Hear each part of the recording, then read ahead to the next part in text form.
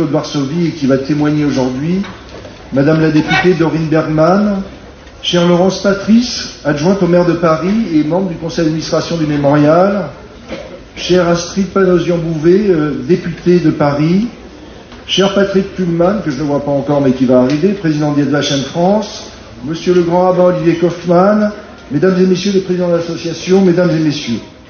Je suis très honoré de vous accueillir en ce jour mémorial de la Shoah pour cette traditionnelle cérémonie que nous organisons avec le CRIF. Nous sommes réunis aujourd'hui pour honorer la mémoire des combattants du soulèvement du ghetto de Varsovie, au cœur de la Seconde Guerre mondiale, dans un ghetto muré, surpeuplé, affamé. Des femmes et des hommes ont pris une décision qui dépasse l'entendement, celle de résister les armes à la main. Mais nous honorons aussi en ce jour les 1 500 000 combattants juifs des armées alliées, des ghettos, des maquis, de la résistance sous toutes ses formes à travers toute l'Europe. Les combattants du ghetto savaient. Ils savaient que les forces auxquelles ils faisaient face étaient immensément supérieures. Ils savaient que leurs chances de survie étaient infimes. Et pourtant, ils ont choisi de se lever. Ce choix n'était pas seulement un acte militaire héroïque. C'était un acte avant tout de dignité. Refuser d'être déporté sans lutter, refuser d'être réduit à l'impuissance, refuser jusqu'au bout la négation même de leur humanité. Parmi eux, des jeunes, des très jeunes, parfois à peine sortis de l'adolescence, des anonymes et des grandes figures telles que Marek Edelman, un des rares survivants, qui portera ensuite le témoignage de cette lutte. Mais tous partageaient la même détermination, et Larissa va nous le raconter. Ne pas disparaître dans le silence. Leur combat a duré plusieurs semaines, plusieurs très longues semaines, plusieurs semaines dans lesquelles, avec des moyens dérisoires, quelques pistolets, quelques grenades, quelques explosifs, ils ont tenu tête à l'une des machines de destruction militaire les plus épouvantables de l'histoire.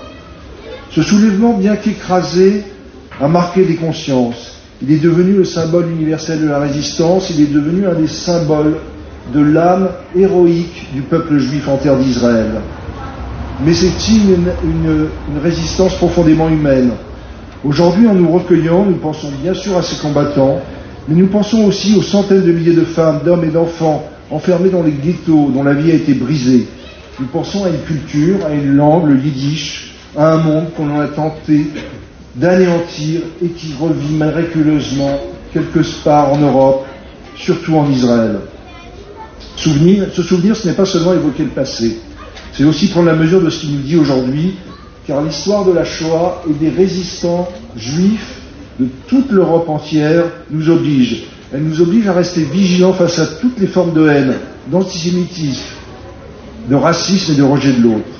Elle nous rappelle que l'indifférence peut être complice et que le courage commence souvent par des simples gestes, voir, nommer, refuser.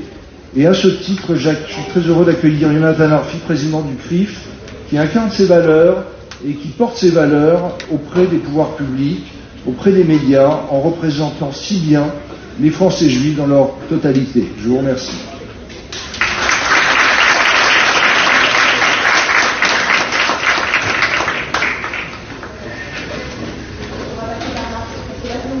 Mesdames et messieurs les élus, et en particulier cher Laurence Patrice et cher Astrid Panosian, monsieur le vice-président du Mémorial de la Shoah, cher François Elbron, cher Serge et Beat Larsfeld, qui nous honoraient de votre présence, cher Larissa Quin, que nous écouterons tout à l'heure, mesdames et messieurs les survivants de la Shoah, messieurs les présidents d'honneur du CRIF, mesdames et messieurs les présidents d'institutions, monsieur le grand rabbin, chers amis. Enfermé dans le ghetto de Varsovie, le professeur Chaim Kaplan écrit le 5 janvier 1940 dans son journal. Le vainqueur dit ouvertement « Il n'existe pas d'autre solution pour les Juifs, sinon de disparaître de la surface de la Terre. » Le lendemain, il ajoute « L'inflation a atteint de telles proportions que toute la population, sans exception, meurt de faim. Les Juifs plaisantent et disent qu'il n'est plus nécessaire d'aller à Carlsbad et que les cures d'amaigrissement se font maintenant à la maison. » Témoignant ainsi à la fois de la détresse des conditions de vie dans le ghetto et de la permanence de l'humour juif, ultime arme face au vertige des persécutions. À l'image de ce qu'écrit Chaim Kaplan dans son journal. Lorsqu'on évoque le ghetto de Varsovie, la mémoire collective retient d'abord la faim lancinante et la maladie menaçante. Elle retient aussi, et c'est le sens de notre cérémonie ce matin, l'héroïsme du soulèvement. Mais derrière les murs érigés par l'occupant nazi, le ghetto était, au-delà d'un lieu d'agonie, une véritable micro-société. Les débats d'idées et le pluralisme d'opinion, d'une part, la solidarité, d'autre part, ne se sont jamais tus. Dans les rues du ghetto de Varsovie, avant même de prendre les armes, la résistance était aussi civile et sociale. Selon le témoignage de Michel Mazor, survivant du ghetto, cette résistance reposait d'abord sur les comités d'immeubles, établis dès le début de l'occupation sous une forme rudimentaire, avant que le ghetto donc ne soit muré. Très vite, les comités présents dans tous les immeubles, et non plus seulement par district, sont constitués par élection, tenue en bonne et due forme. Dans ses mémoires, La cité engloutie, Michel Mazor écrit « Le danger menaçant tous les juifs, les violences et les pillages dont ils étaient les victimes, les rumeurs sinistres sur le sort qui les attendait, tout cela engendrait chez eux le besoin d'un échange d'idées. » C'est donc dans ces comités d'immeubles que le principe de démocratie et la vitalité intellectuelle et militante au sein du ghetto ont continué à s'exprimer. Véritables cellules d'assistance, les comités d'immeubles ont aussi financé les cantines populaires, collecté des vêtements et de l'argent, fourni une aide médicale, un refuge, pris en charge des enfants errants. Début 1942, on sert un jour sur deux 70 000 déjeuners. Quand les conditions imposent que l'intérêt général dépasse les clivages politiques, s'exprime alors l'humanité, la solidarité, la fraternité. Unis dans la solidarité, les Juifs du ghetto de Varsovie ont continué à cultiver le débat en leur sein, avec des opinions, des traditions, des courants, des aspirations plurielles.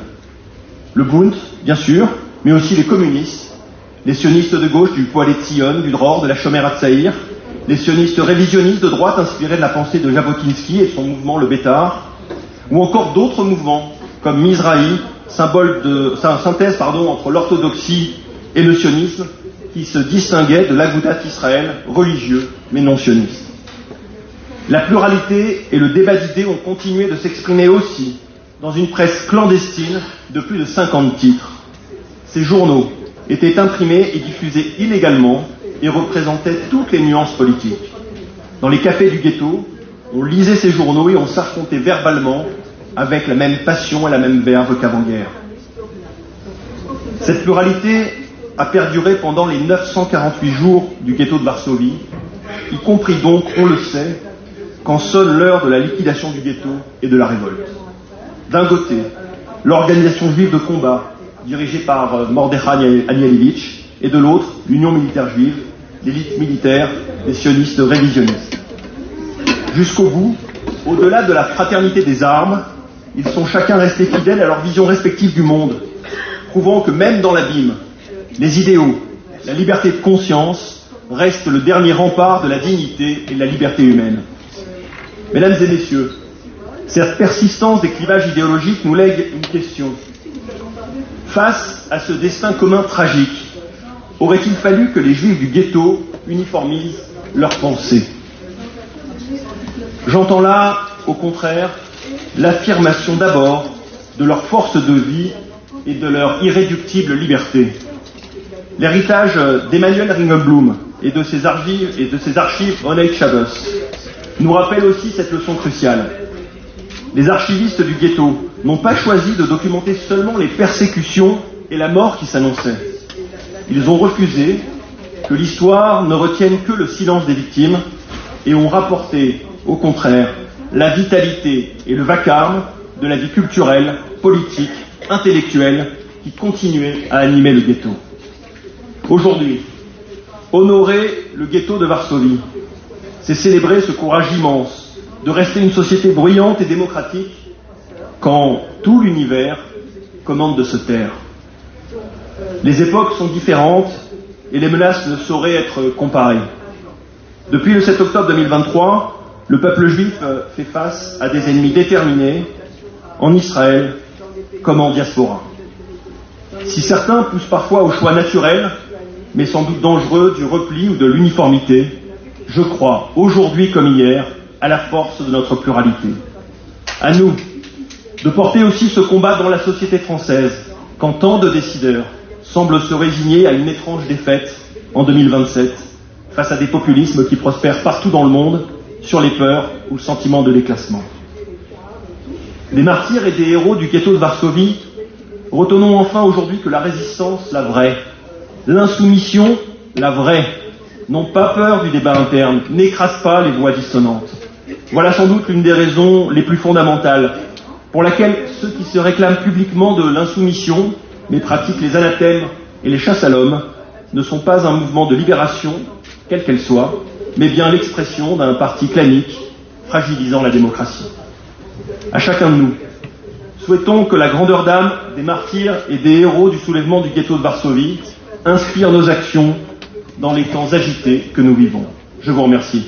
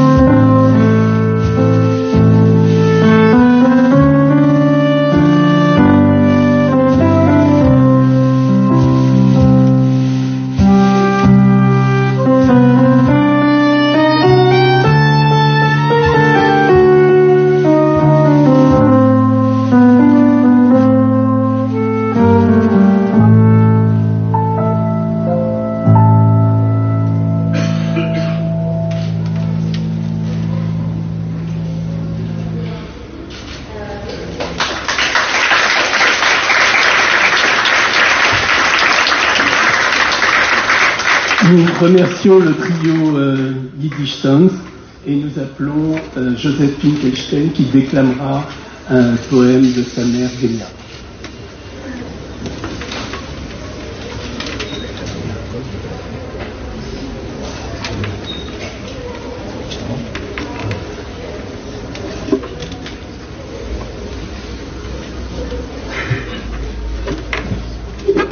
Bonjour, je m'appelle Joseph Finkelstein, ma mère Genia Finkelstein, survivante du ghetto de Varsovie, était poète.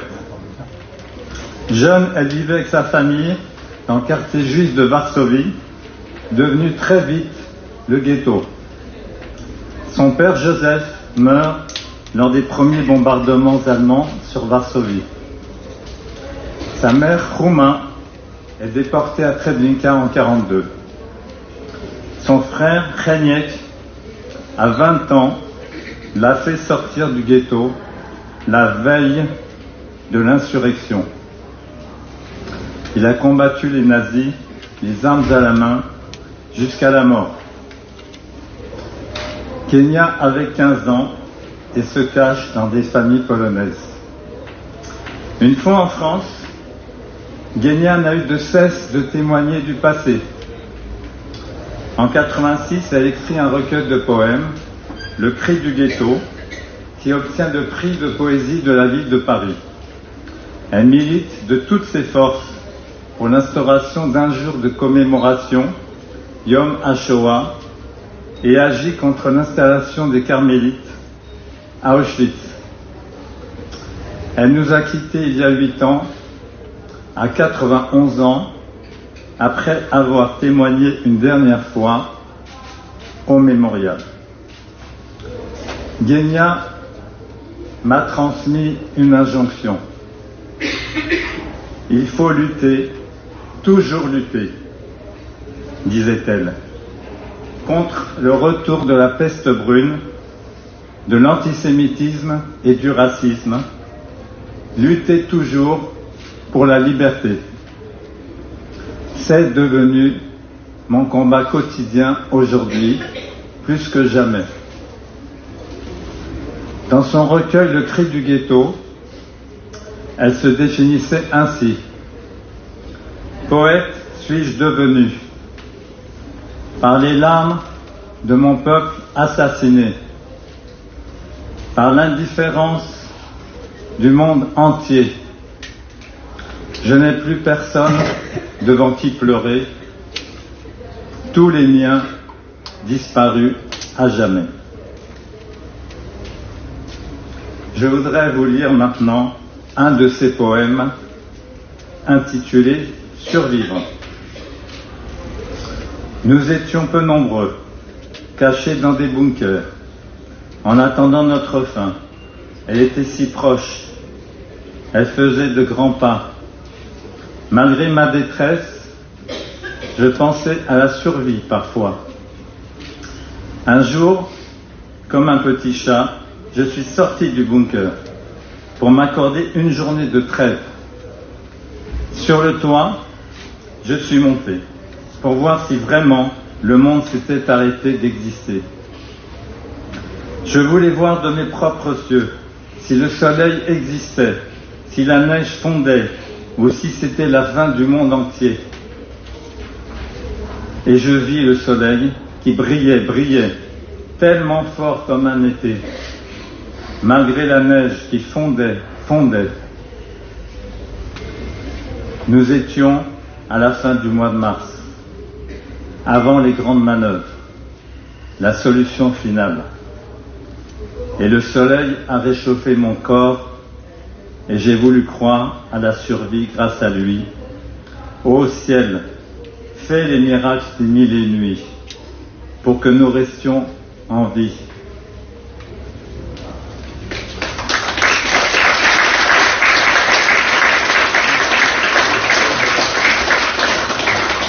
Merci Joseph Finkelstein. J'appelle Madame Larissa Quin, survivante du ghetto de Varsovie, à venir nous parler. Merci Larissa.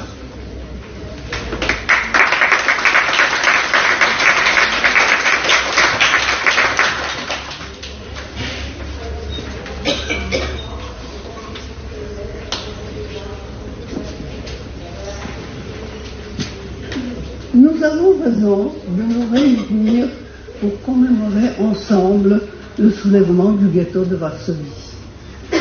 Il s'éloigne dans le temps, mais nous, le peuple juif, nous avons la mémoire longue.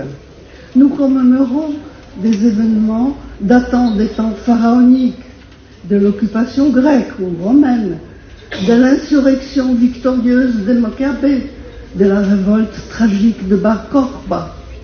Parmi cette liste, aujourd'hui, nous commémorons le 19 avril 1943, date du début de l'insurrection, où quelques centaines de combattants juifs, isolés dans le ghetto de Varsovie, vont se battre pendant 27 jours contre 3900 soldats et officiers allemands, entraînés, bien nourris et possédant des armes efficaces. Nous sommes réunis pour les évoquer, comme l'a souhaité Mordechai Tenenbaum, commandant de l'insurrection du ghetto de Bialystok, qui a tenu un journal durant la guerre.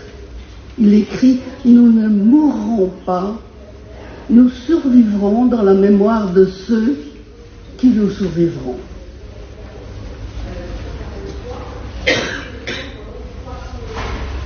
Nous sommes leurs survivants. J'ai choisi d'évoquer le destin de 2 agents de liaison dont l'action a été décisive dans les révoltes des ghettos. Les ghettos étaient comme des îles dans un océan hostile où guettaient la Wehrmacht, la Gestapo, les gendarmes allemands, la police polonaise et tous les dénonciateurs de juifs. Sortir en se cachant du ghetto était puni de mort. Rompre cet isolement fut au début le rôle essentiel des agents de liaison. Nous ne savions pas alors que la solution finale était en marche pour nous anéantir tous. Avec l'opération Barbarossa, le 21 juin 1941, l'Allemagne rompt le pacte germano-soviétique et attaque l'Union soviétique en perpétrant au fur et à mesure de son avancement les terrifiants massacres des Juifs. La population juive restante est enfermée dans des ghettos et doit travailler pour l'armée allemande. Sur les terrains conquis, les nazis ont imposé environ 400 ghettos. Entre les ghettos, aucun moyen de communication.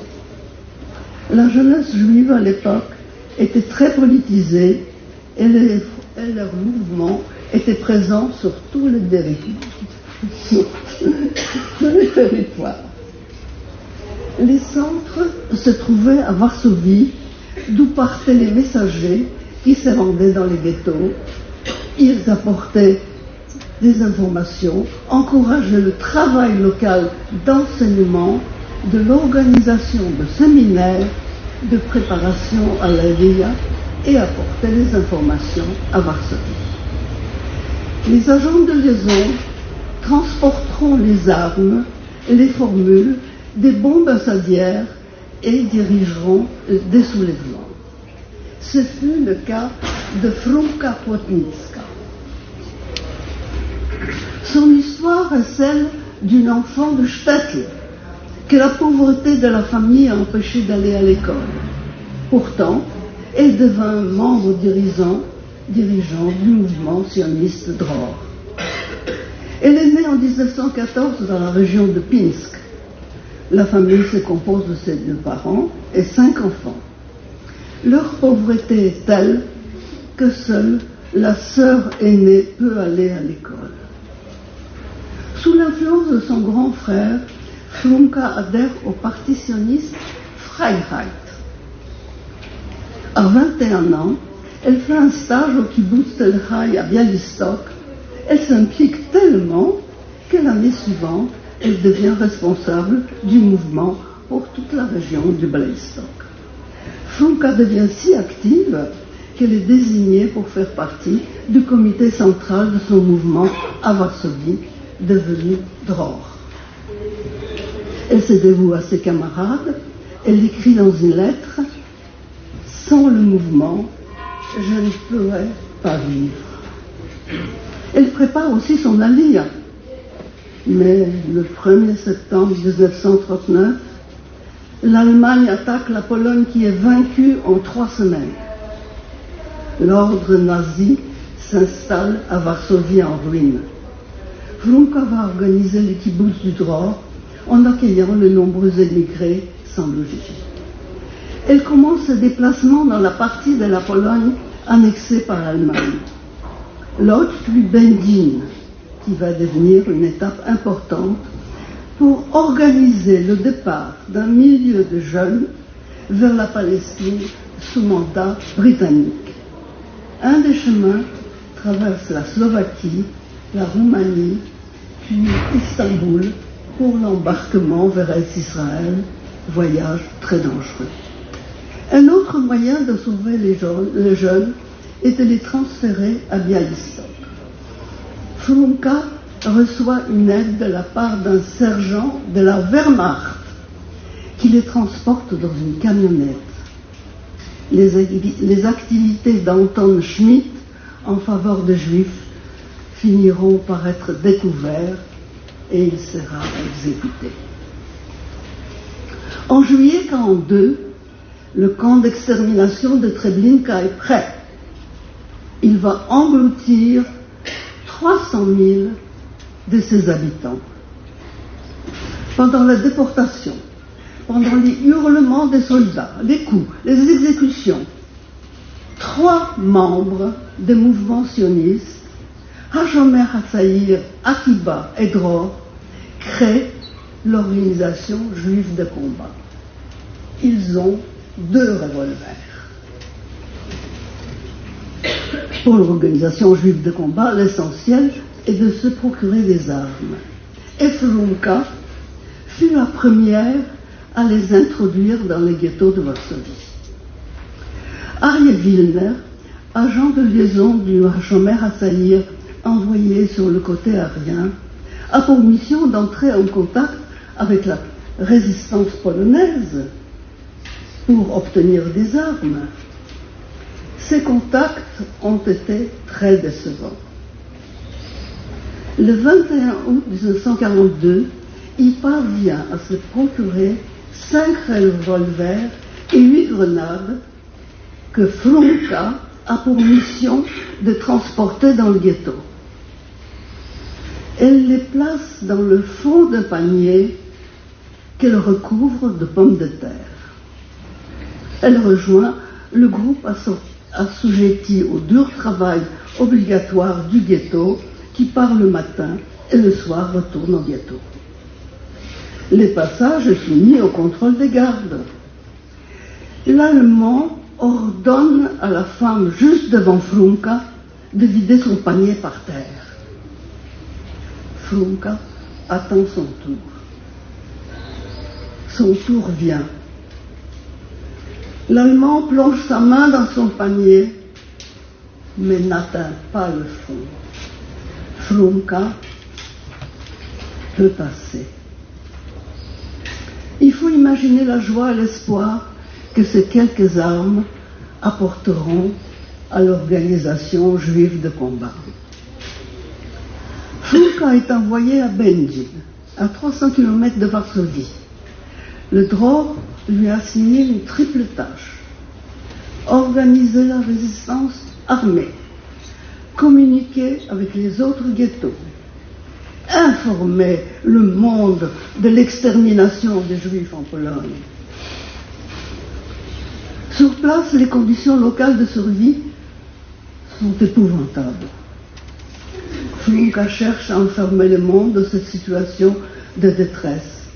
Passant par la Slovaquie, ces missives vont en Palestine et aux États-Unis. Le 17 juillet 1943, un émissaire du comité de sauvetage d'Istanbul parvient dans le ghetto de Bendine avec une proposition concrète pour elle pour s'enfuir. Slonka refuse. La liquidation du ghetto commence le 1er août 1943.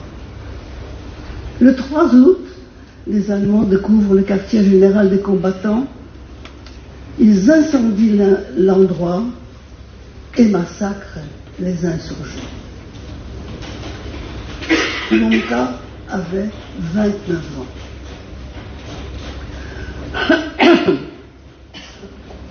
Le second héros est Michel Klepfisch, qui va trouver les moyens de faire fabriquer des armes dans le ghetto. Merci.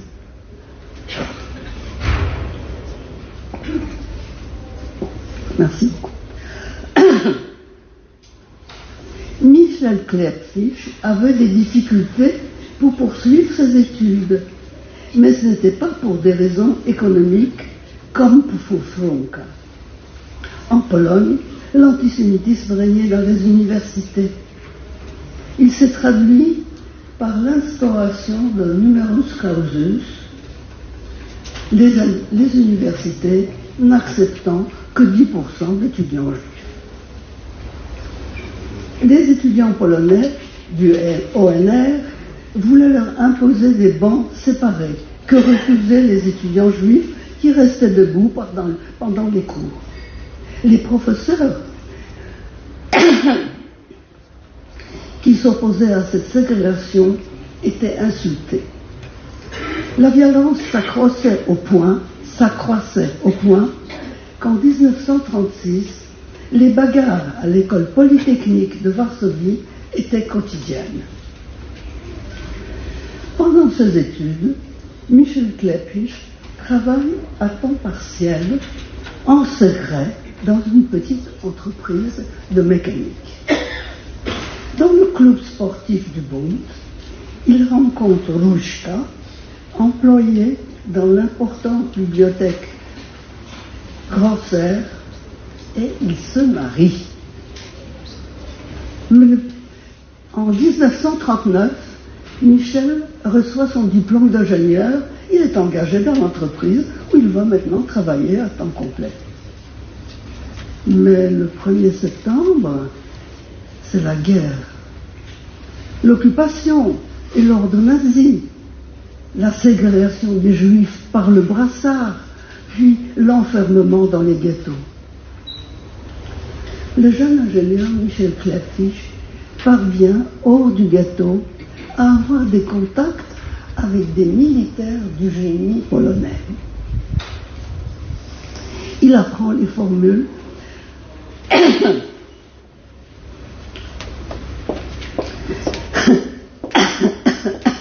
décidément avec des interruptions.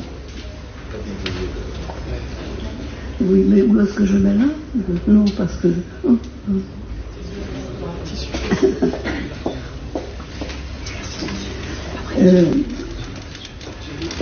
il apprend donc du génie polonais, où il apprend les formules des bouteilles incendiaires et des grenades.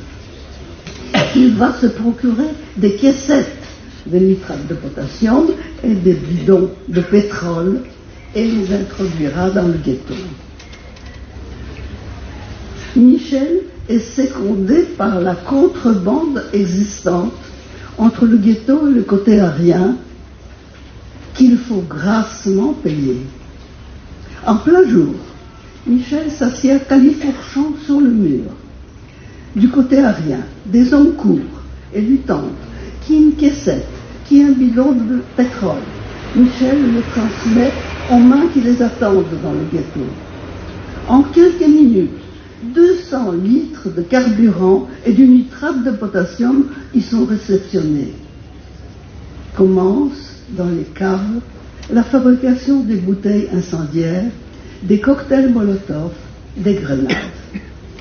On rassemble les récipients, des bouteilles vides, des ampoules pour les remplir.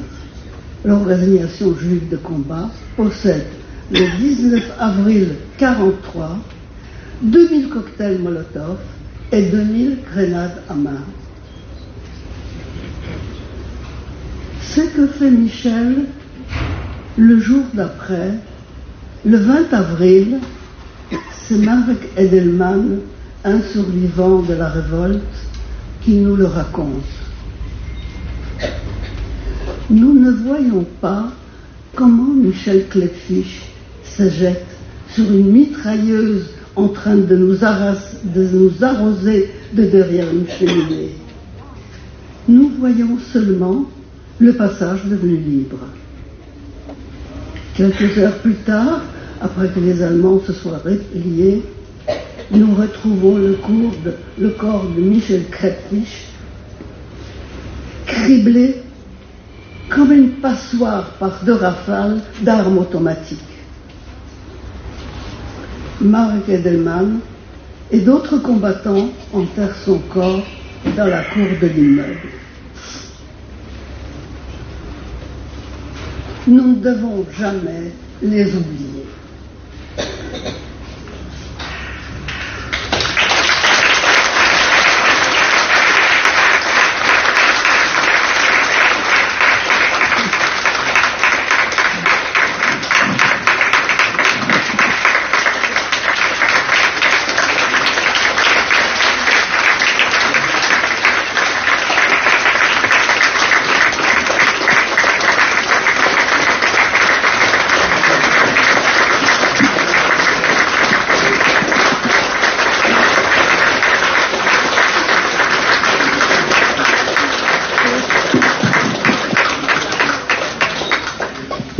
Cher Larissa Quin, merci.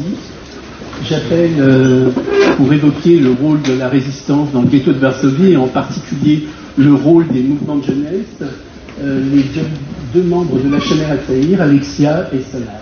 Merci.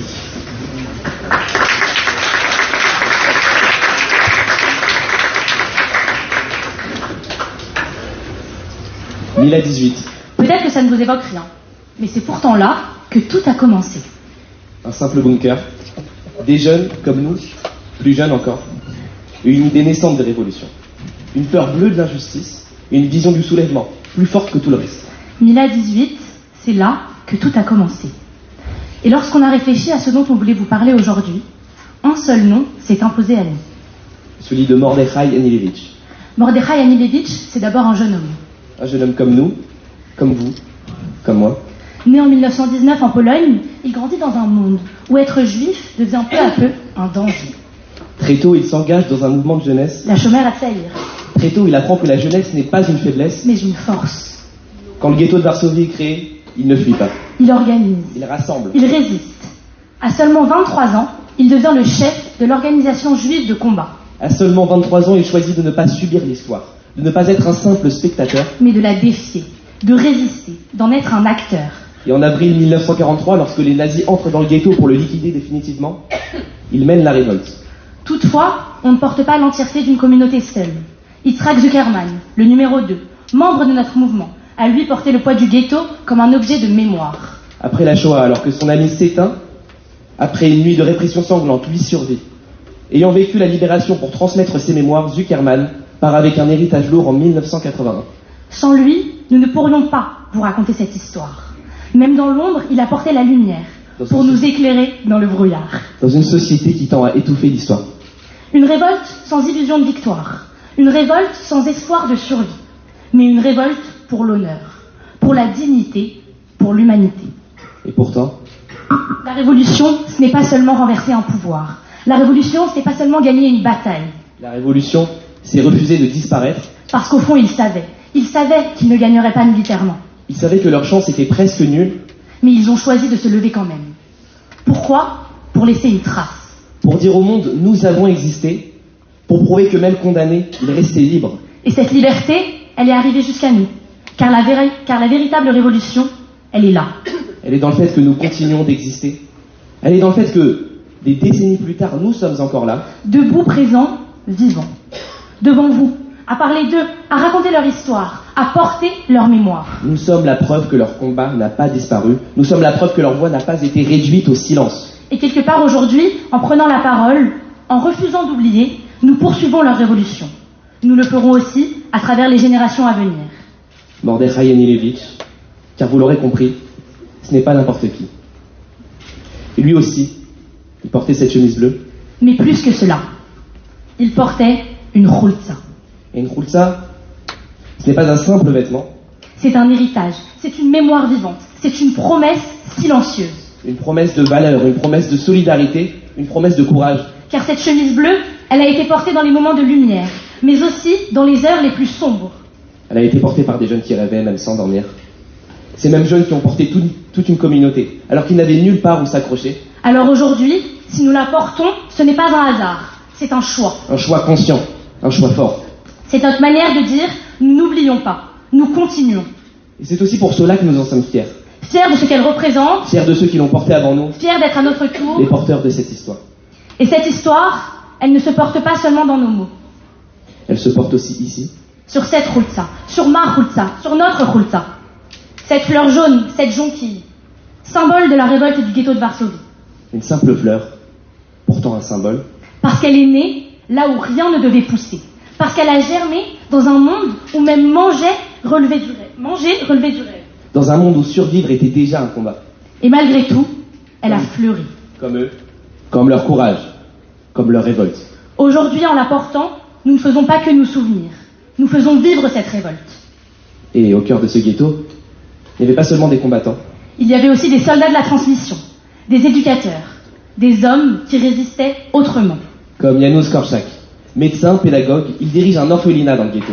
Jusqu'au bout, il choisit de rester avec ses enfants, de les protéger, de les accompagner, même face à l'inévitable.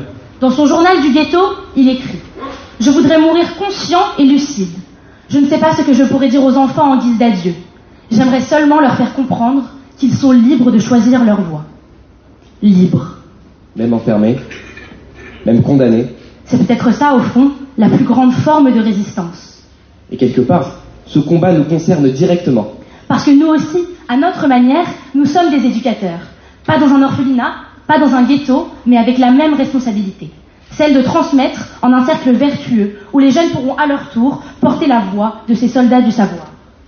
Et pourtant, cette liberté reste très fragile, parce qu'aujourd'hui encore, être visible peut faire peur. Avant, la Magen David était un signe de reconnaissance, un symbole que l'on portait fièrement. Puis elle a été imposée, marquée, utilisée, pour désigner, isoler, condamner.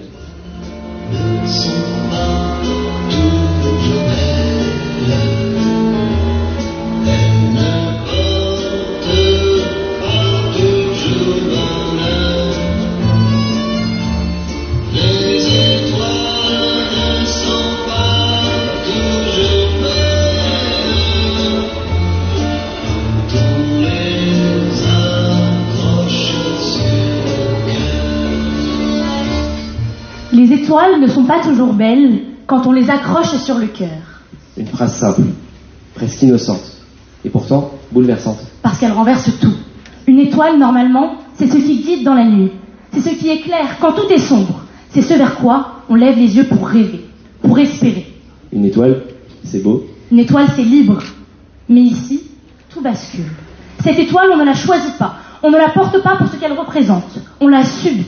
Elle n'élève plus, elle l'écrase. Elle ne rassemble plus, elle isole. Elle ne protège plus, elle explose. Et c'est là que réside toute la violence.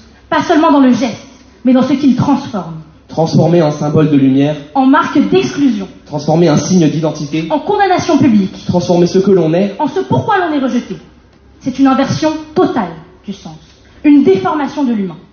plus encore une réduction et une objectivation de l'humain. Et peut-être que le plus terrible, c'est que cette étoile posée sur le cœur n'était pas là pour représenter la vie, mais pour annoncer déjà la mort. Et aujourd'hui encore, certains hésitent à la montrer, certains la cachent, la rangent sous leur t-shirt avant de sortir, Par peur d'un regard, par peur d'un mot. par peur d'un geste. Alors oui, les temps ont changé, mais cette hésitation, elle dit quelque chose. Elle nous rappelle que le combat pour exister librement n'est pas terminé. Parce qu'un simple rail, un signe symbolisant la vie, est pourtant un signe que certains associent à la mort.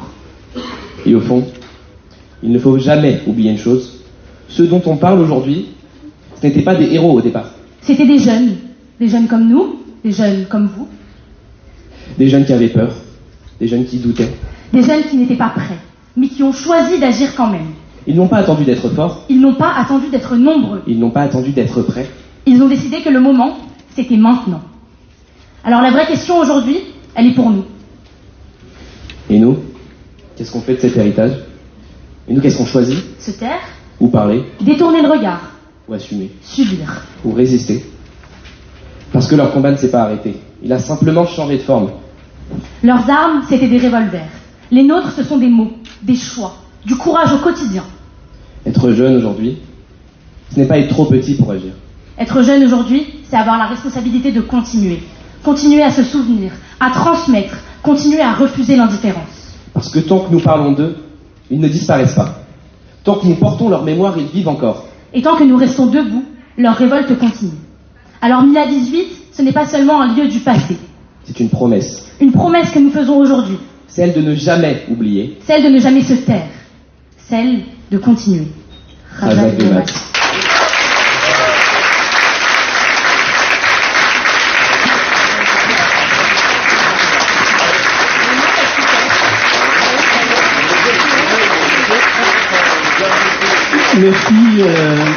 Merci Alexia, merci Solal, merci à Alexandre Borukic, merci à la chaîne à tenir. Pour évoquer des portraits de combattants du ghetto de Varsovie, j'appelle notre cher pilier de la commission du souvenir, notre ami Marcel Appelwag.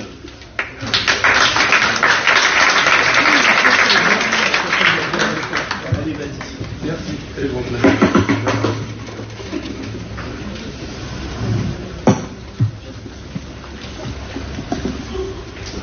C'était un lundi 19 avril 1943.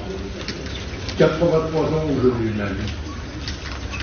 Ce jour-là, aux premières heures, alors qu'il fait encore nuit, les troupes allemandes entrent dans le ghetto de Varsovie pour liquider tous les juifs qui vivent encore. Ce qui se passe ensuite, c'est l'enfer dans l'enfer. Cela a déjà été raconté, enregistré et filmé. De nombreux livres ont été écrits à propos de cet événement. Les survivants rescapés ont témoigné de ce qu'ils ont vécu. Alors, aujourd'hui, je ne vais pas renouveler le même récit ni évoquer les mêmes événements que vous connaissez tous. Non, je vais tenter de jeter un regard différent en évoquant ce qui, à ma connaissance, n'a jamais été mis en valeur, ou du moins pas suffisamment. Pour préparer cette intervention, j'ai repris une grande partie de ma documentation concernant cette révolte du ghetto de Varsovie et me suis aperçu qu'on a rendu les honneurs à ces valeureux combattants de plusieurs manières, ne serait-ce qu'en citant les noms des plus connus et en les inscrivant au fronton des mémoriaux.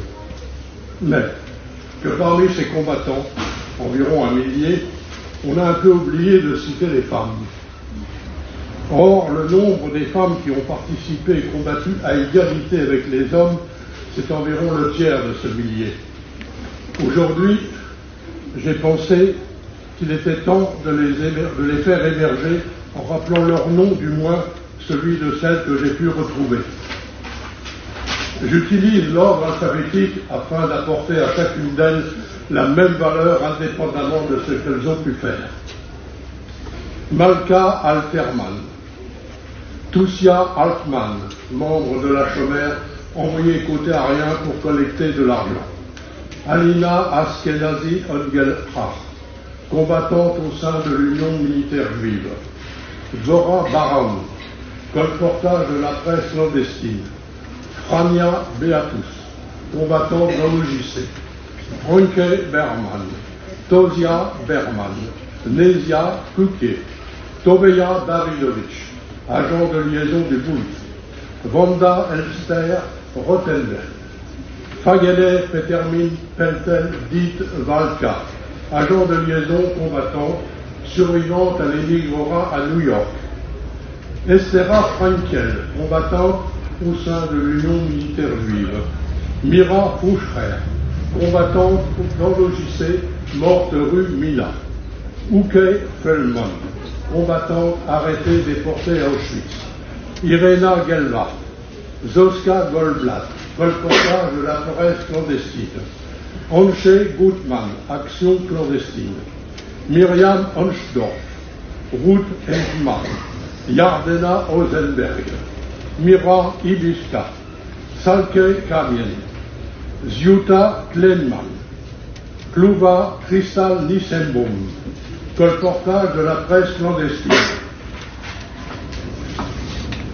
Luka Lea Kuzi-Brolska, agent de liaison, transport d'armes. Arrêtée, on trouva sur elle 4 pistolets et le journal du ghetto.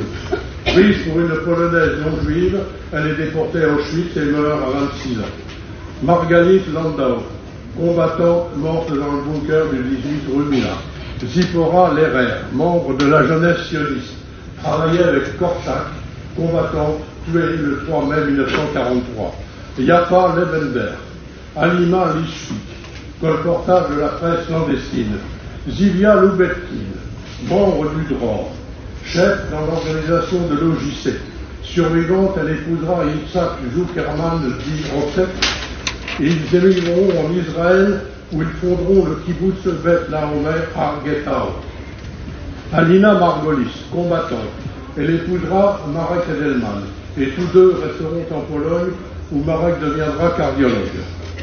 Gutke Mittelberg, combattante. Arrêtée, elle sera mise dans un train d'où elle s'évadera. Elle émigrera en France pour retrouver sa famille, dont Louis Mittelberg, le célèbre dessinateur Tim. Stefan Morik, colportage de la presse clandestine. Sonia Novogrodzka, membre du conseil du ghetto et du groupe. Rivke Pazamonik, combattante au sein de l'OJC, morte 18 rue Mila. Fromke Plonitska, combattante et organisatrice, tuée par les soldats allemands. Anche Plonitska, combattante, sœur de Fromke. Rivke Pudan, dite Lilith, combattante dans l'OJC. Faïtse Rabov, membre de la jeunesse sioniste, combattante dans le ghetto. Après le 10 mai, elle est restée pour continuer le combat avant de succomber. Myriam Rothblatt, Heller Roffelsen-Schuffer, agent de liaison, aurait survécu. Tamar Schneiderman, agent côté arien pour collecter de l'argent, capturé en 1943 et exécuté. Marinka Sagalovic, colportage de la presse clandestine. Batia Silman, faisait partie de la jeunesse sioniste, tuée en mai 1943. Claire Belchatowski-Spiegel, membre du groupe combattant. Myriam Schiffman, colportage de la presse clandestine. Nyuta Taitelbund, agent de liaison. Anke Volkovich, colportage de la presse clandestine. Sarah Zagiel, Malka Zdorovic, combattante dans l'OJC contrebande d'armes. Rachel Zilberberg, membre de la chômère combattante, morte rue Mila. Bien sûr, cette liste n'est pas exhaustive. J'ai aussi retrouvé la trace de 15 femmes, enseignantes, musiciennes, écrivaines et même médecins qui étaient actives dans le ghetto. Toutes ont été déportées. Dans la clandestinité, à cette époque où il n'existait pas de moyens techniques de communication, des hommes et surtout des femmes assuraient celle-ci entre groupes et organisations. C'était ce qu'on appela les agents de liaison. Ces hommes et ces femmes transportaient des documents et aussi des armes. Ces agents de liaison qui sortaient du ghetto pour des missions dans ce qu'on appelait le côté arien devaient se mouvoir dans un monde où le danger était permanent. Aussi, ces hommes et ces femmes devaient être physiquement le plus neutre possible, parler le polonais sans le moindre accent. Si ils et elles devaient passer pour des Polonais non juifs, sans le moindre doute, non seulement ces agents devaient redouter la police, mais aussi le regard des affreux Schmalkovniki qui n'hésitaient pas à les dénoncer s'ils les soupçonnaient d'être juifs. C'était alors l'exécution sur place ou la déportation par recours. Et nous ne devons pas oublier les Polonais et les Polonaises qui assurèrent l'accueil et l'hébergement de ces agents de liaison. Eux risquaient la mort immédiate s'ils étaient découverts. Sortir du ghetto et y revenir ne pouvait être que le résultat d'une organisation préparée avec soin. Souvent, c'était un ensemble de dispositions comme le soudoiement des gardes aussi bien allemands que polonais, voire de la police juive du ghetto. Cela pouvait être aussi un accord avec les voyous qui faisaient du trafic. Ces passages vers le côté arien se faisaient par des brèches dans le mur d'enceinte ou en passant par les caves des maisons mitoyennes ou encore par les 2 souterrains qui avaient été creusés.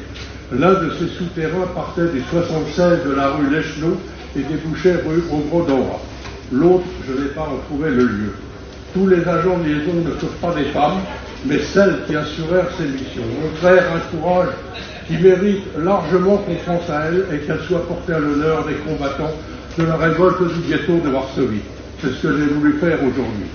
Pour cette commémoration du 83e anniversaire de la révolte du ghetto de Varsovie, je crois avoir fait œuvre de mémoire en choisissant cet aspect du monde de ceux et de celles qui ne renoncèrent pas à être libres dans un contexte où cela ne conduisait qu'à la mort.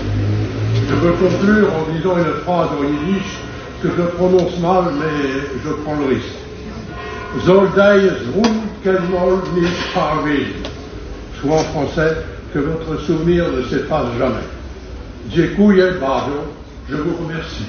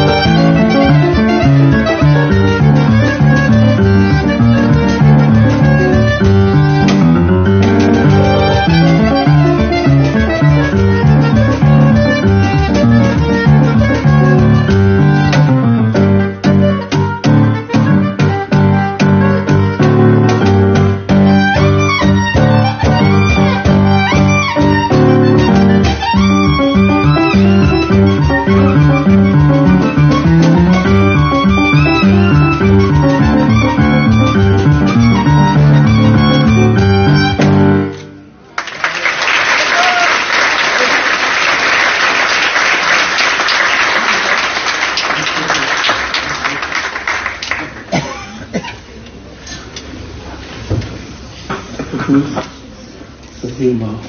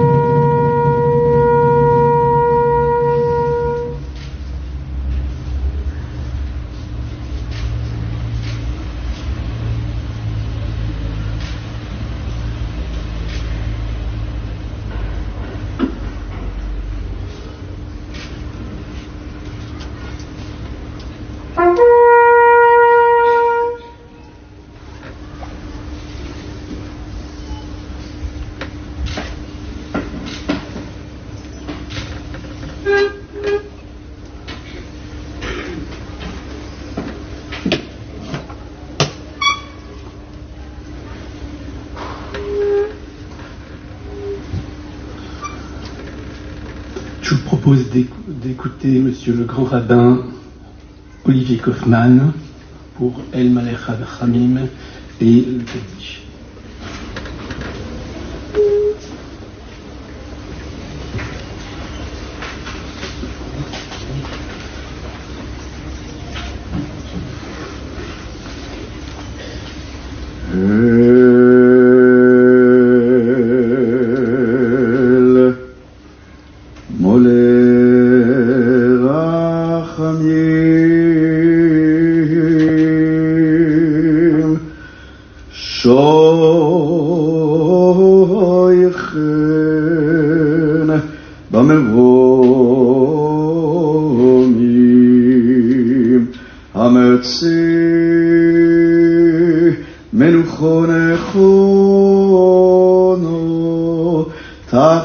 כנפי השכינה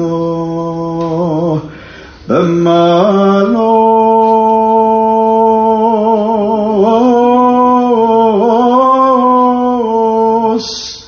אוי קדושים או טהורים אוי קדושים או טהורים כזוהר רק ימזרים את נשמוס אחינו ואחיותינו לוחמי גטו ורשו שנהרגו ושנשחטו ושנחנקו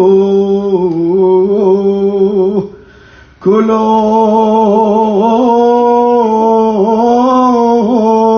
קדושים וטהורים שנפלו על קידוש השם על ידי הנאצים, הגרמנים, הצוררים, האכזרים, יימח שמם וזכרם. ברור שאנו מתפללים בצדקו בעד אזכורוס נשמות לוחמי גטו ורשו. אוי בגן עדן, אוי בגן עדן תהמנו חסום, לכן ברחמים יסתירם בססר כנפיו לעולמים. אוי וייצרו, אוי וייצרו, אוי וייצרו, ויצרו החיים, אוי וייצרו, ויצרו החיים,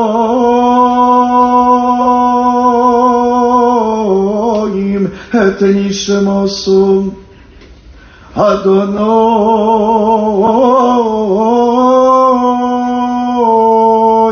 ונחרסו וינוחו על משכבם בשלום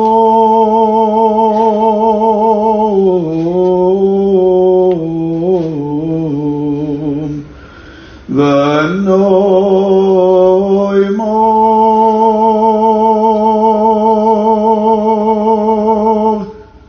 Amen.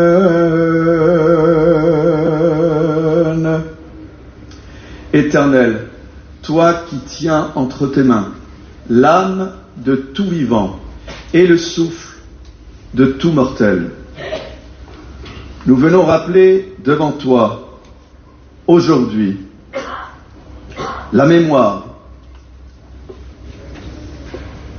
d'hommes et de femmes combattants héroïques du peuple d'Israël, du peuple juif, celles et ceux qui se sont soulevés contre l'ennemi nazi au sein du ghetto de Varsovie, qui ont su défendre, comme vous l'avez si bien expliqué, avec tant de verve et de ferveur, qui ont su défendre avec les armes à la main l'honneur et la dignité du peuple juif.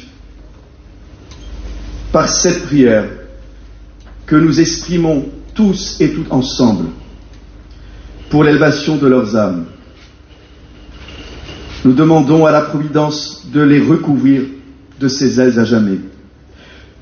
Que ces âmes, à l'instar des saints et des purs qui brillent et étincellent comme la lumière du firmament, à ces âmes d'Israël, qu'elles soient protégées dans le faisceau de vie éternelle, que l'Éternel soit leur héritage, que le souvenir de leur opprobre ne s'efface jamais, et que leur mérite se pose en permanence sur chacun d'entre nous,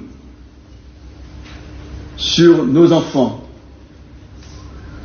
nos petits-enfants de génération en génération, sur nos frères et sœurs qui courageusement continuent de vivre en terre d'Israël, sur le peuple juif en diaspora et sur l'humanité tout entière. Ô terre, ne recouvre pas leur sang, que leur cri reste vivant dans chacun de nos cœurs, afin qu'ils puissent reposer en paix. Bechel Yiratzon Benomar. Amen.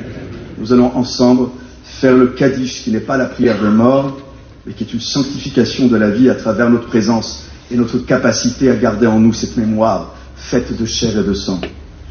Yizgadal ve'yizkadash sheme rabo ve'olmo divro chiruse ve'yamlich malchuse bechayechan u'vyomechan u'bechaye dechol bes Yisrael ba'agolo u'vizman kori ve'imru Amen. Yehe sheme rabo mevorach לעולם ולעולמי עולמיו, יסבורך וישתבר ויספוהר ויסרומם ויסנסה ויסודר ויסלה ויסולל שמי דקודשו בריחו לאלו מן כל ביחוסו ושירוסו תושבחוסו ונחמוסו דאמירון בעולמו ואמרו אמן. יהא שלמה רבו מן שמיו וחיים טובים עלינו ועל כל ישראל ואמרו אמן. עושה שלום יברומר, הוא יעשה שלום עלינו ועל כל ישראל ואמרו אמן.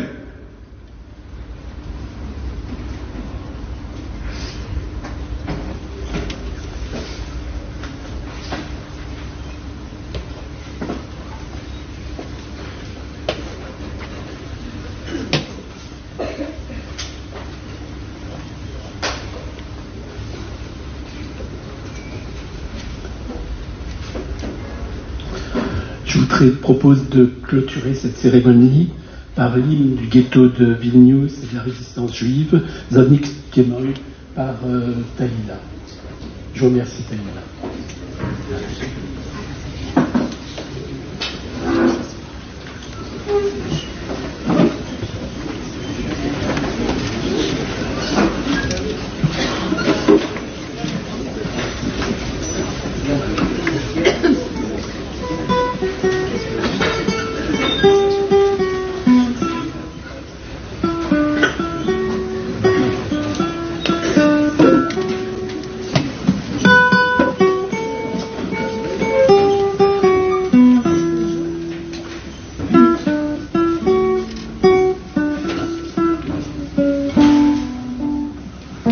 Sag nicht einmal, als du gehst im letzten Weg. Chodźmy bleiben, verstellen, Leute.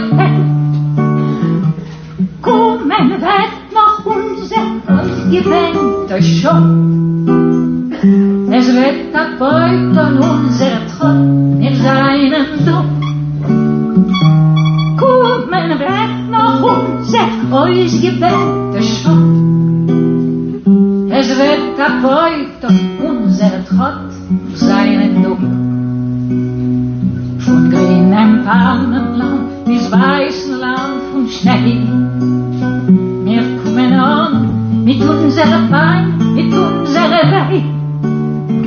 Und wo gefahren, sie sagt Spritz von unser Blut.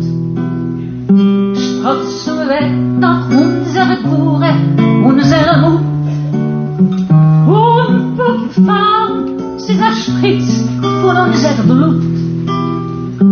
Sprotzen wird nach unserer Gure, unser Mut. Es wird die Morgensonne begilden uns dem Heim. Und der Nerven wird verschwimmen mit dem Feind. Und heute versammeln wird die Sonne in der Kajor. Wie eine Parole soll gehen das Lied von dort zu dort. Und heute versammeln wird die Sonne in der Kajor. Wie eine Parole soll gehen das Lied von dort zu dort. Das Lied geschrieben ist mit Blut und nicht mit Blei. Es ist nicht kein Lied von der Freude, frei. Das hat das Volk zwischen Frauen dicke Welt. Das Lied gesungen mit Naganes in die Hände. Das hat das Volk zwischen Frauen dicke Welt. Das Lied gesungen mit Naganes in die Hände. Du sollst nicht gehen, als du gehst im letzten Weg. Chodźmy bleiben, verstellen, Leute. Kommen wird noch unser ausgeprägter Schock.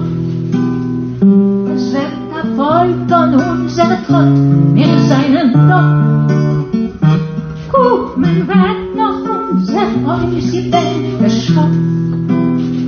Es wird erfoltern unser Trott, wir seinen Lock.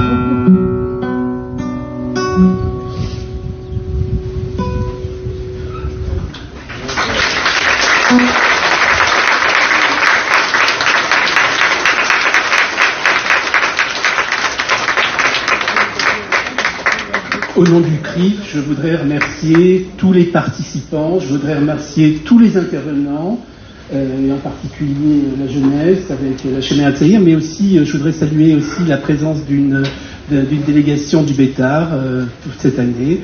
Je voudrais vous remercier à tous. Merci Larissa, merci à chacun d'entre vous. Merci Serge, et je vous souhaite à tous une bonne année et qu'on se retrouve tous en bonne santé l'année prochaine.